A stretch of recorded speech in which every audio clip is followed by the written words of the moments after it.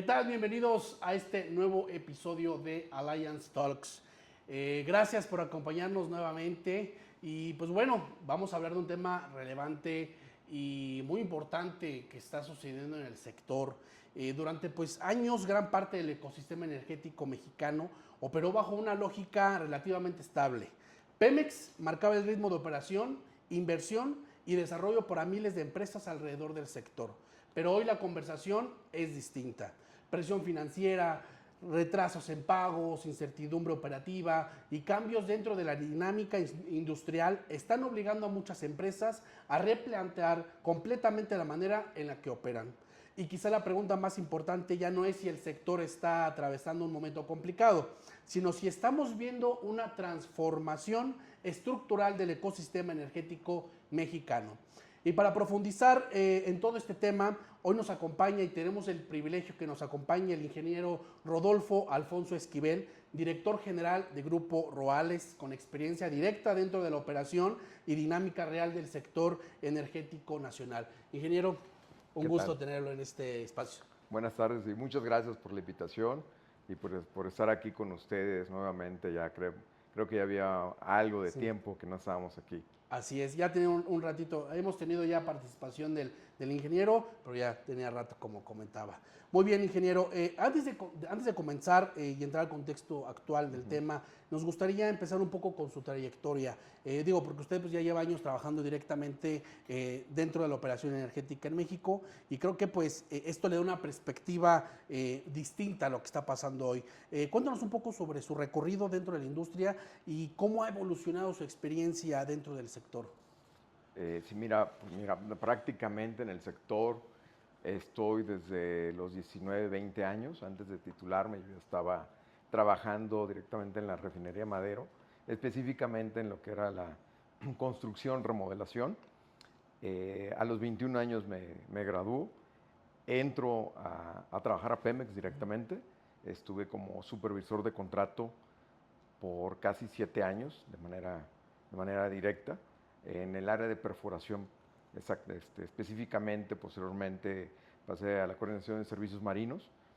Y en el 2008 me retiro de la empresa y fundo lo que es Grupo Ruales y empiezo pues del otro lado, ¿no? Empiezo a trabajar como contratista, cuando pues anteriormente me tocaba ser el supervisor de contrato, la parte de evaluación, la parte del otro lado del esquema. Entonces, teniendo ese conocimiento, dije, bueno, vamos a intentarlo como empresario y pues bueno, traigo las dos visiones. Aún así, si tú me quitas el traje, vas a encontrarme la camisa de Pemex bien tatuada todavía. Ahí Pemex como funcionario y como trabajador fue realmente la escuela que me enseñó, que me hizo crecer y obviamente pues mi cariño y mi corazón siempre va a estar ahí. Claro.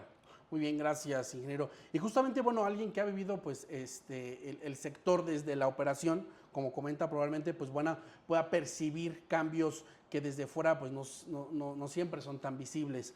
Y aquí viene la primera pregunta, ingeniero. ¿Qué es lo que más siente que ha cambiado dentro de la industria energética mexicana en los últimos años? Bueno, en los últimos 10 años hemos tenido un parteaguas muy complicado, muy complejo. Yo creo que desde el 2008 tuvimos el primer cambio. Recordemos la primera recesión que se sintió fue en el 2008. Después por ahí 2014, 2015 y ahorita pues la última, ¿no? Hay que tener en cuenta que los factores de cambio son tanto de manera intrínseca por la institución como también factores externos. Desde esta realidad operativa, ingeniero, ¿qué tan delicada es realmente la situación actual que está viviendo el sector? Que la realidad que sí es delicada. Hay que ser consciente en ello por el tema financiero y flujos, donde desafortunadamente la continuidad de pagos se ha venido mermando o ya no se tiene esa certeza de los 30 días que se tenía, ¿no? Sin embargo, Pemex siempre ha cumplido con sus compromisos, hay que ser realistas que sí lo ha venido realizando, no en el tiempo y forma que estábamos acostumbrados o el deber ser. Entonces, lo que esto implica es que tenemos que generar otro esquema financiero y de trabajo al cual estábamos acostumbrados y correr en nuestros tiempos. Un ejemplo, Si antes eran 30 días, pues ahora podrían ser 4 meses. Claro, Entonces esto también se vuelve un tema financiero y un tema con alto riesgo para las pequeñas empresas, las empresas subcontratistas, porque estamos viendo que aparte de tener una capacidad técnica, aparte de tener una capacidad legal para soportar un contrato o las subcontrataciones, también debes de tener una capacidad financiera. correcto. Y cuando esta presión justo empieza a bajar hacia proveedores y contratistas, la misma operación, ¿qué cambia realmente dentro del sistema energético? ¿Qué es los primeros cambios que se ven dando esta situación? Bueno, lo que pasa en la realidad es que desafortunadamente muchas empresas no pueden continuar, desaparecen todas las empresas que no tienen la experiencia o que van empezando, que no traen esas capacidades que platicábamos y la verdad es que empiezan a disminuir. Tus proveedores de 10, 20 te quedan 3 o 4 y entonces cuando tú tienes que hacer una política para poder, una política de proveedores, no nada más tu política a ti como empresa, porque un empresario sin buenos proveedores pues no es buen contratista, ¿no? Claro, Es lo claro. mismo el recurso humano. O sea, si no pensamos que el proveedor es parte de nuestra empresa y es una parte vital y no poder apoyarlos incluso con nuestras líneas de crédito, nuestras fianzas, pues en algún punto va a tronar que es en el eslabón más débil Claro, y sería muy tonto pensar que no nos va a afectar. ¿Sí? claro. Entonces creo que ahorita lo que tenemos que hacer como empresarios es cerrar filas, es acobijarnos y apoyarnos tanto arriba hacia abajo para poder dar un buen servicio y lo más importante, mantener el servicio con la misma calidad y con la misma seguridad que exigen los estándares que es la industria petrolera, que es una de las industrias con mayores exigencias en el mundo. Claro, y probablemente ahí es donde pues muchas empresas empiezan a entender que bueno, esto ya no es solamente un momento complicado, sino en un cambio estructural dentro del sector y dentro de este entorno, ingeniero, y hablando justo este tema de las, digamos, capacidades que tiene cada empresa para poder, digamos, subsistir o aguantar. ¿Qué diferencia a las empresas que probablemente van a sobrevivir de las que no? Su capacidad de financiero, también su capacidad de poder ser multinivel. Eh, ya hoy en día las empresas especializadas ya no pueden existir como tal. Tenemos que empezar a ser todólogos, eso siempre lo he platicado, que debemos de tener capacidad para poder estar en varios tipos de industria, varios sectores, acomodarnos al servicio y no que el servicio se acomode a nosotros como estábamos mal acostumbrados a hacer. Creo que desde la parte del COVID y hoy en día las empresas hemos aprendido a hacer los cambios, ¿sí?, necesarios, pero en el momento. ¿Sí? Antes la industria petrolera pues, era como un elefante blanco, ¿no? Era muy difícil mover ese monstruo, o sea, muy lento, muy burocrático.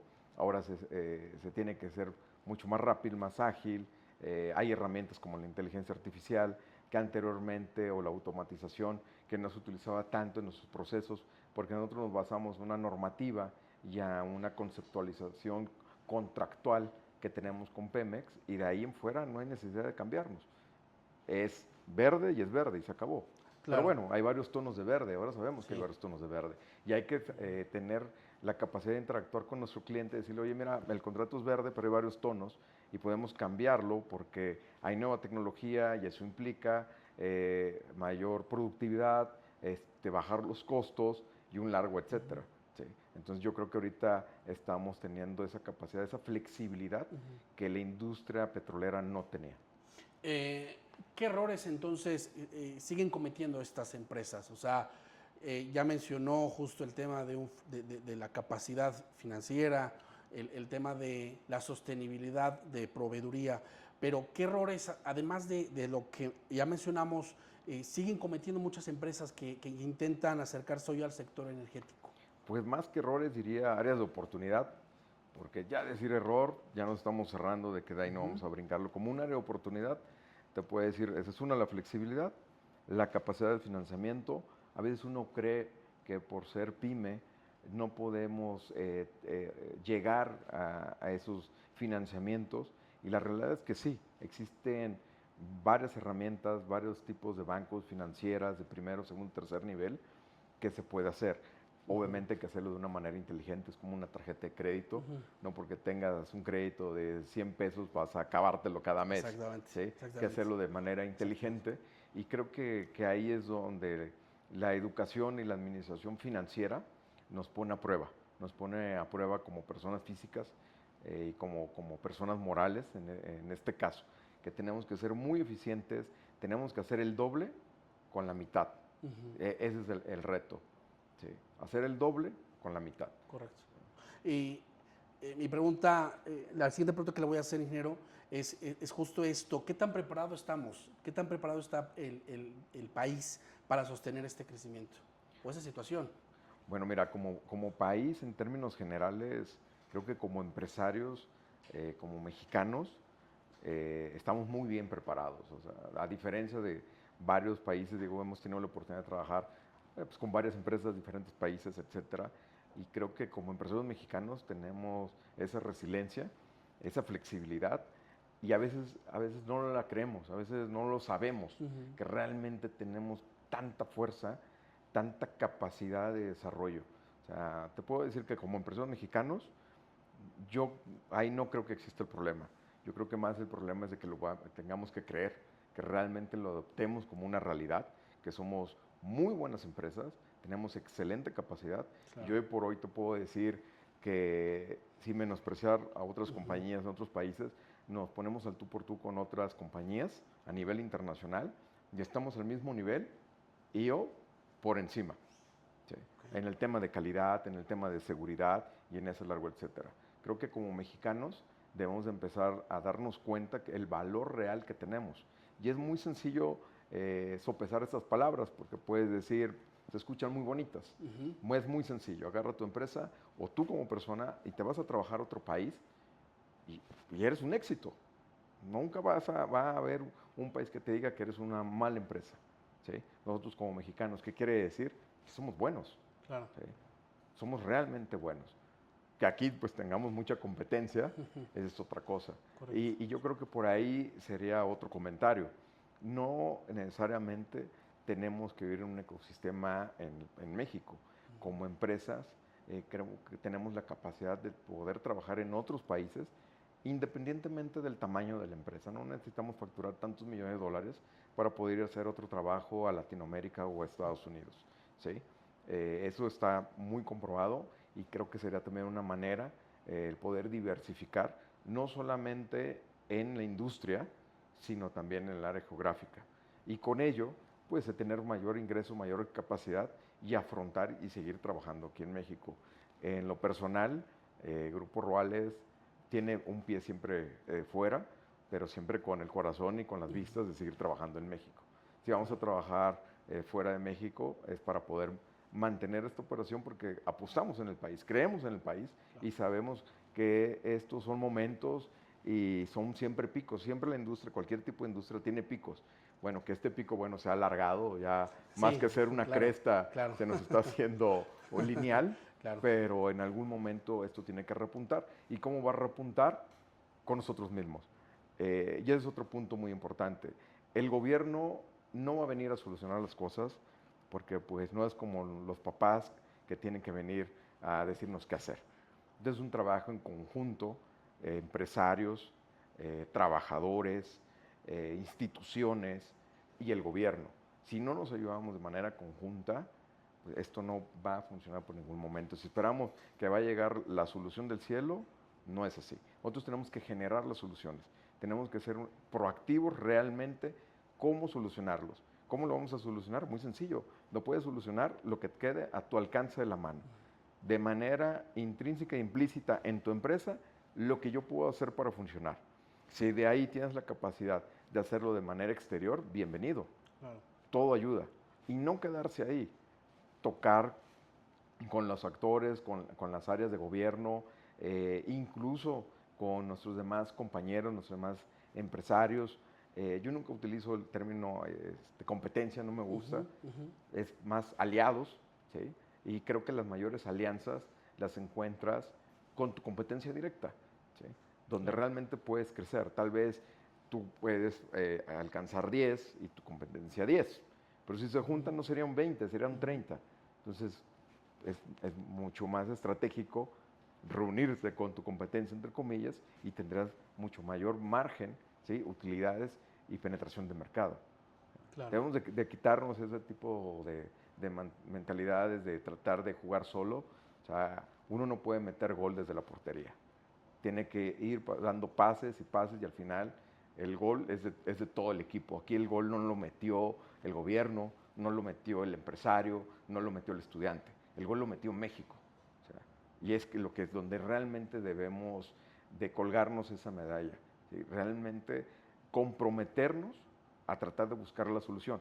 El problema está muy sencillo. O sea, nos volteamos y todos encontramos el problema. Eso creo que no hay ciencia. ¿Sí? ¿Qué vamos a hacer para solucionarlo? Que ya sabemos que hay un problema, perfecto, el mercado está complejo, la situación de flujos y todo está complejo. ¿Cómo lo solucionamos? De parte que yo tenga el control de ello aquí en mi escritorio.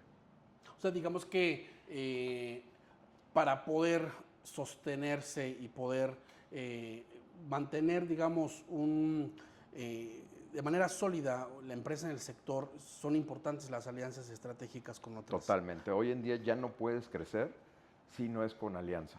No puedes aspirar un proyecto si no vas en una alianza, en una propuesta conjunta, en una alianza estratégica con tu cliente, con tu proveedor, incluso hasta con tu competencia.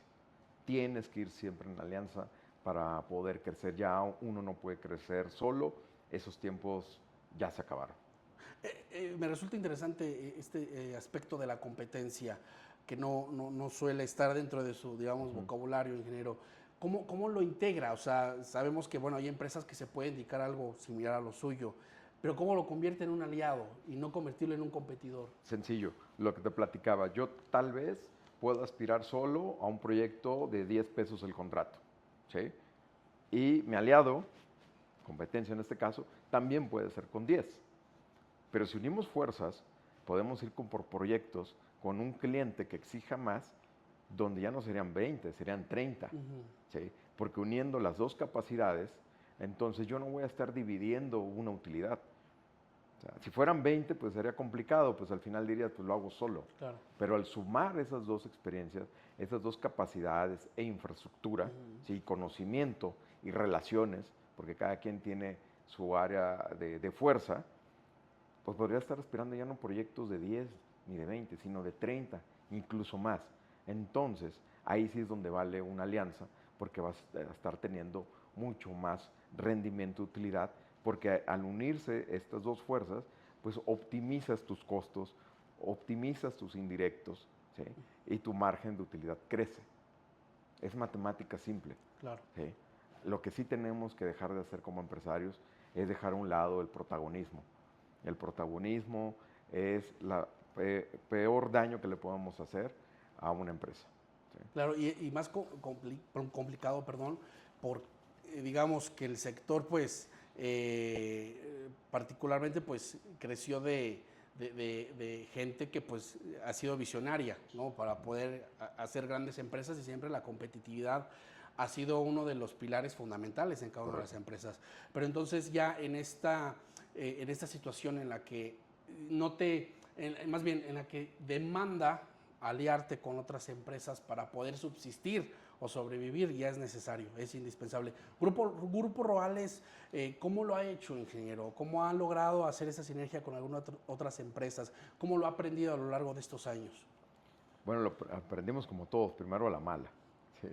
Ya nos dimos cuenta de hace muchos años que las alianzas son esenciales, las alianzas estratégicas, y siempre hemos visto alianzas desde el cliente, proveedores, entidades educativas, ¿sí?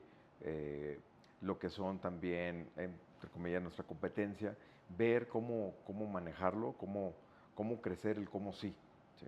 Salirte un poquito de la caja y ver qué pasaría si tuviéramos esta alianza comercial o este convenio.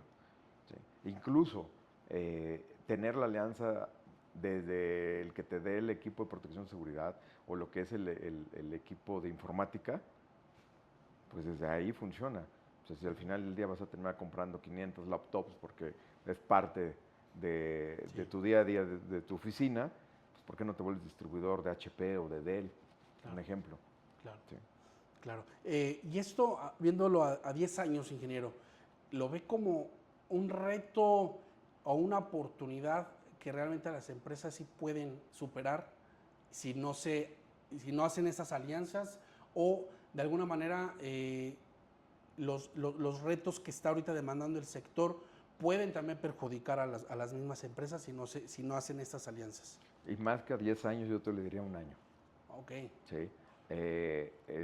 La forma de hacer negocios en Latinoamérica es diferente a otros países que tienen una planeación estratégica de 20, 30, 50 años, que las empresas se vuelven generacionales. Nosotros, por varios factores, no lo es.